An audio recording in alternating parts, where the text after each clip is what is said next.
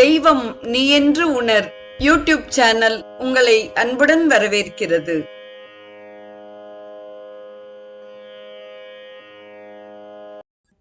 அன்பு உள்ளங்கள் அனைவருக்கும் உற்சாகமான இனிய சுபதின வணக்கம்.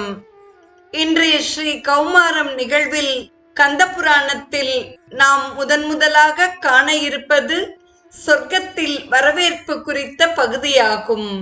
இன்ப உலகமாகிய சொர்க்கத்தில் சூரனை எதிர்கொண்டு வரவேற்றனர். சூரனின் குலத்து முன்னவனாகிய அசுரேந்திரன் மற்றும் அவனை சார்ந்தவர்கள் அனைவரும் சொர்க்கத்தில் இருந்தனர். அவர்கள் சூரபத்மனையும் அவனுடைய இளவல்களையும் எதிர்கொண்டு வரவேற்க வந்தனர். இருபெரும் குழுவினரும் இன்ப உலகத்தில் சந்தித்து மகிழ்ந்தனர்.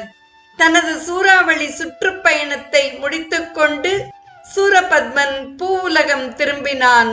அதனை அறிந்த பிரம்மனும் தேவர்கள் சிலரும் முனிவர்களும் ஒன்றாகச் சேர்ந்து திருமாலை காணச் சென்றனர்.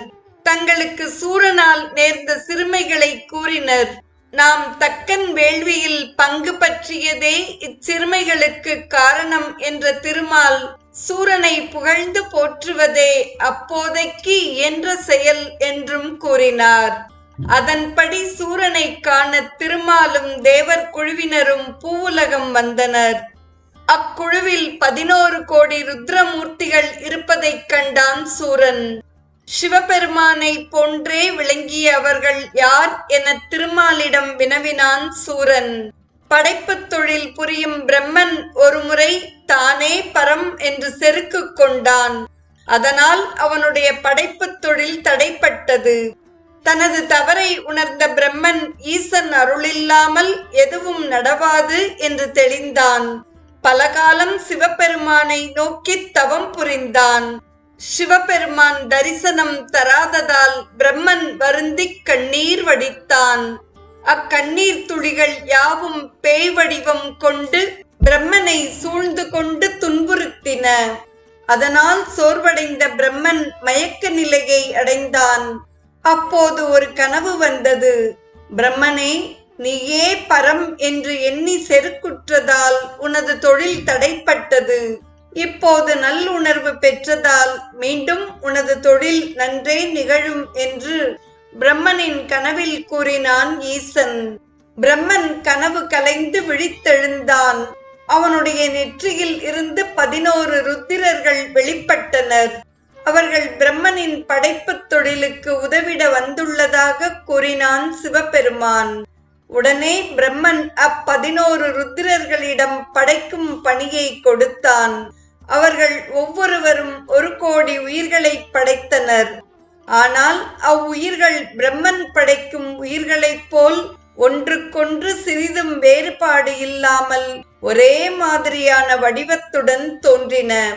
அவ்வாறு ஏகாதச ருத்ரர்கள் என்னும் 11 ருத்திரர்கள் படைத்த 11 கோடியினரே இங்கு உன்முன்னே காட்சி தருகிறார்கள்.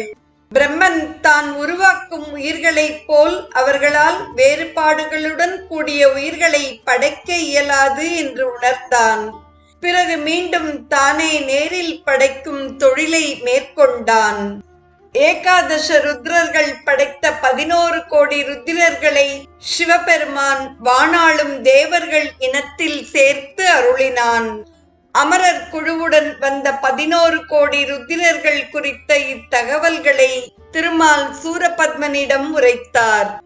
தொடர்வது ருத்திரர் குறித்த ஒரு வரலாற்று ஆய்வாகும். கந்தன் கதைக்கும் 11 கோடி ருத்திரர்களுக்கும் என்ன தொடர்பு? சூரன் வரலாற்றுக்கும் இவர்களுக்கும் என்ன தொடர்பு? எவ்வித தொடர்பும் இல்லை என்றே கூற வேண்டும். பிறகு ஏன் இப்பகுதி இந்த கந்த புராணத்தில் இடம்பெற வேண்டும்? இயல்பாக நடைபெற்று வரும் படைப்பு தொழிலில் வேறு குறுக்கீடுகள் நிகழ்ந்தால் படைக்கப்படும் உயிரினங்கள் ஏதாவது குறைபாட்டுடன் இருக்கும். படைத்தல் போன்ற முக்கிய தொழிலை புரிவோர் அதனை தான் நேரிடையாக செய்தல் வேண்டும். அத்தொழில் பற்றிய அறிவும் பயிற்சியும் இல்லாதவர்களிடம் அதனை நம்பி ஒப்படைத்தல் கூடாது. கோடிக்கணக்கான மக்களை படைத்தாலும் அத்துணை மக்களுக்கும் இடையே தோற்றத்தில் வேறுபாடுகளை வைத்து தனியே அடையாளம் காணும் வகையில் பிரம்மன் படைக்கிறான். வெகு சிலரே உருவ ஒற்றுமை உடையவர்களாக தோன்றுகின்றனர். அவர்களிடையேயும் மச்சம், குரல் போன்றவை வேறுபடுவதை காண்கிறோம். தொடர்வது தேவ சிற்பி அமைத்த அசுர நகரம். தேவர்களில் பெரும் பகுதியினர் சூரனுக்கு அடிமைகள் ஆகிவிட்டனர். அவர்களுள் தேவ சிற்பி விஸ்வகர்மாவும் ஒருவன். தான் இருந்து அரசு செலுத்திட ஏற்ற நகரத்தினை நிர்மாணிக்கும்படி விஸ்வகர்மாவுக்கு ஆணையிட்டான் சூரன். தெற்கு கடலில் 80,000 யோசனை பரப்பளவில் நகரத்தை அமைக்க சுக்கிராச்சாரியார் ஆலோசனை வழங்கினார். கடற்பகுதியில் மலைகளை இட்டு அடித்தளம் அமைத்தனர். நகரின் 4 எல்லைகளிலும் மாபெரும் கோபுரங்கள் அமைக்கப்பட்டன. ஒன்றை சுற்றி ஒன்று என்ற முறையில் 3 பெரிய மதில்கள் எழுப்பப்பட்டன. சந்திரகாந்த கற்களால் மண்டபங்கள் கட்டப்பட்டன. சந்திரகாந்த கற்கள் நில ஒளியிலிருந்து நீரை பெற்று தன்னுள் தங்க வைத்து பின்னர் சிறிது சிறிதாக நீர்த்திவலைகளை வெளியிடும் இயல்புடையன. ஆகவே அக்கற்களால் கட்டப்பட்ட மாளிகைகள் குளிர்சாதன வசதிகளை பெற்ற மாளிகைகள் போல் விளங்கின. நகரின் நடுவில் மாயையின் மகன் சூரபத்மன் வசிப்பதற்கேற்ப அரண்மனை அமைக்கப்பட்டது. தேரும் யானைகளும் எளிதில் சென்று வருவதற்கு ஏற்ற வகையில் தோரண வாயில்கள் கட்டப்பட்டன. வேதம் ஓதும் மண்டபங்களும் வேத பாடசாலைகளும் கட்டப்பட்டன.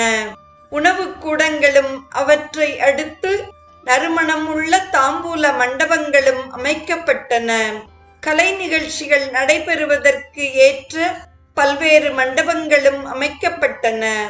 மொத்தத்தில் வசதிகள் அனைத்தும் நிறைந்ததாக விஸ்வகர்மா சூரனின் நகரத்தை நிர்மாணித்தான்.